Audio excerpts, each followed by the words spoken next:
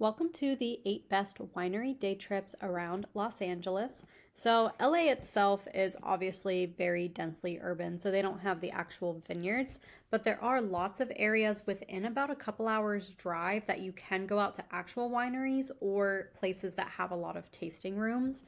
So, closest is going to be Malibu, which is essentially LA. For people that aren't local, like that's kind of considered the same thing.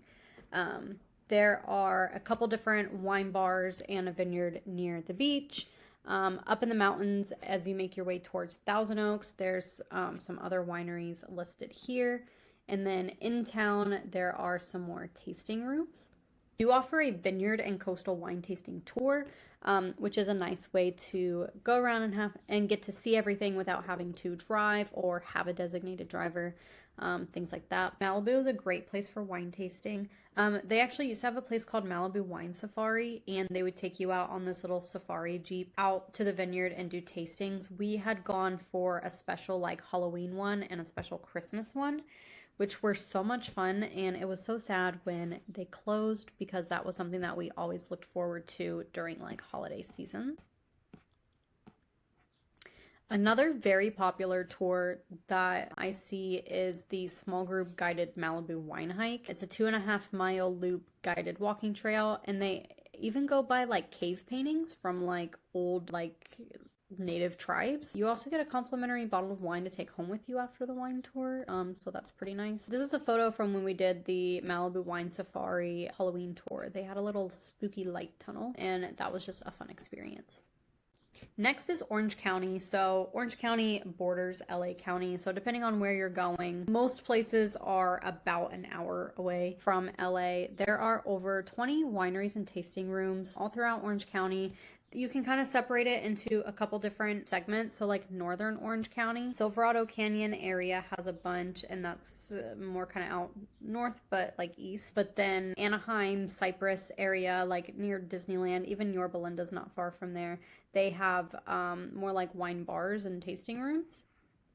Central Orange County, that's Costa Mesa, Irvine, Newport Beach, Seal Beach. This is kind of what, if you watch Real Housewives of Orange County, this is most of the area where where things are that they do stuff. At the Lab Anti-Mall is a place in Costa Mesa. They have a place called Wine Lab, and you can do wine tastings. They serve it a little lab. And then there's some other tasting rooms scattered throughout, but Wine Lab in particular is one that I enjoy.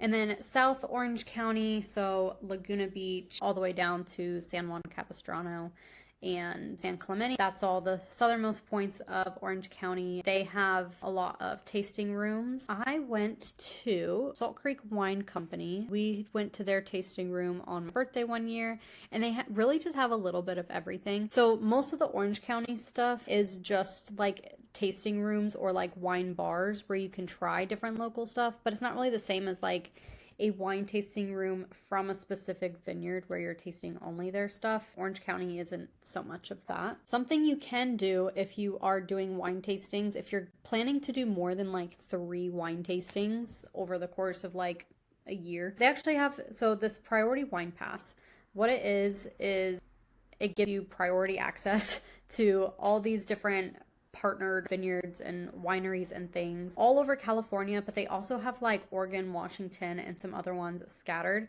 But it gives you like bonus perks. So you'll get like 2-for-1 tastings or a complimentary winery tour or discounts on purchasing bottles of wines, things like that.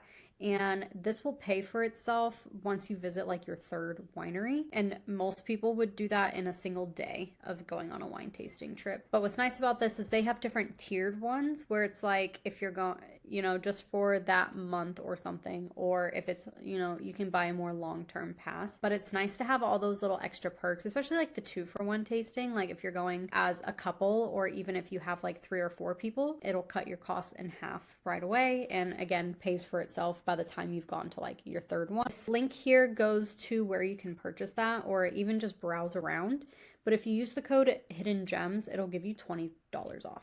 So that with that would probably save you in like your first wine tasting. It'll make one wine tasting cheaper. The next closest area to go to is Ventura and Oxnard area. This is north of LA. Again, I would say about an hour and a half for the most part. They have a handful of wine tasting rooms, and they have a lot that are in pretty close proximity to each other, so it'd be easy to just kind of like bounce around to them. Again, these are all still, even though you're starting to get into a little more rural California, these are all still just tasting rooms rather than like going out to an actual winery.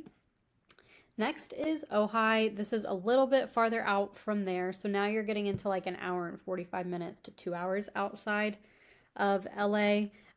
This is a great place where town, like the main kind of shopping dining district, has a bunch of tasting rooms, so you can hit them all up in one go and not be driving around to different places.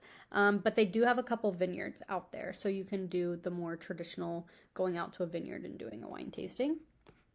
Next is Temecula Valley. So this is easily at least 2 hours outside of LA, depending on traffic.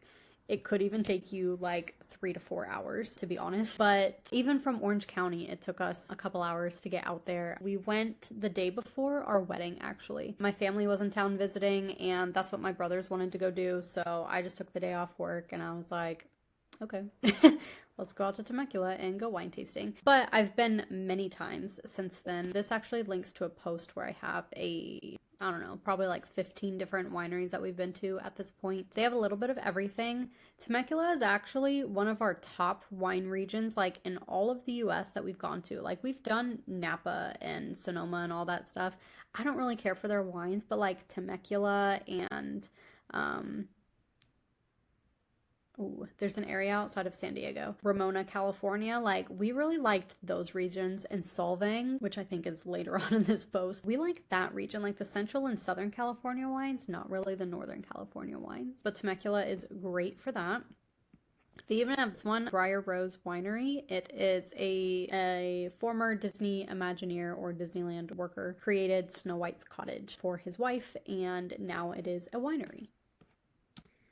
Next is Santa Barbara. So this is going back up the northern route. So if from LA, if you're going north, first you would hit Malibu, then Ventura and Oxnard, then Ojai, and then you are up to Santa Barbara. So this is going to be about 2 hours north of LA. Downtown Santa Barbara has tons of tasting rooms. We like the J. Wilkes Tasting Room and Marjoram Wine Company. Those are right there on like in that main little downtown shopping center. But there are some vineyards as you get out to the more rural areas. There's another place called Tehachapi that most people have not heard of. This is also north of LA, but way farther east.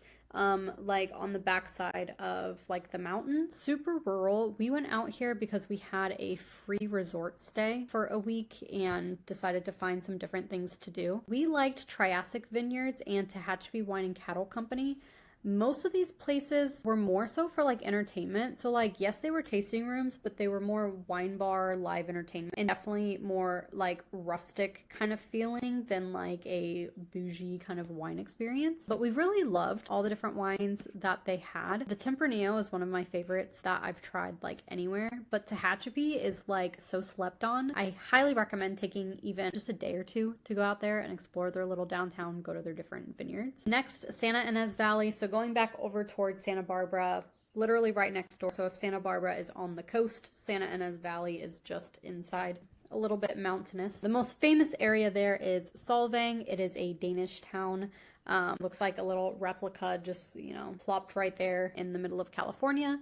And they have tons of tasting rooms. They even have like a little wine trail that you can do. Next to those is Los Olivos and Santa Ynez. They also have tasting rooms. It takes probably about 2.5 hours to get here because you are more on, you're not on like a freeway. You're kind of more of like a winding road to get in there. So the speed is going to be much lower getting into town. They have some of our favorite wines. We would go to Solvang all the time. We got engaged there, but they have a really great variety of like all kinds of wines, whether you like the whites or the reds or the sparkling or the dessert wines, they have it all. So those are all the top areas that you can get to just from a day trip from LA. There's other really great wine regions that would be more of like a weekend trip from LA, but for some more things to do, to fill your time when you're visiting LA, I do have a list of our favorite secret spots to go check out. Just things that most people don't think of when they think of visiting LA and Hollywood and Santa Monica and things like that. And then the last thing I have is I do have 5 free things you can do in LA. If you just put in your email address, it will send you a PDF download. That way you can save money in one area to splurge on another, or just save money overall. But that's everything I have for the best winery day trips around LA.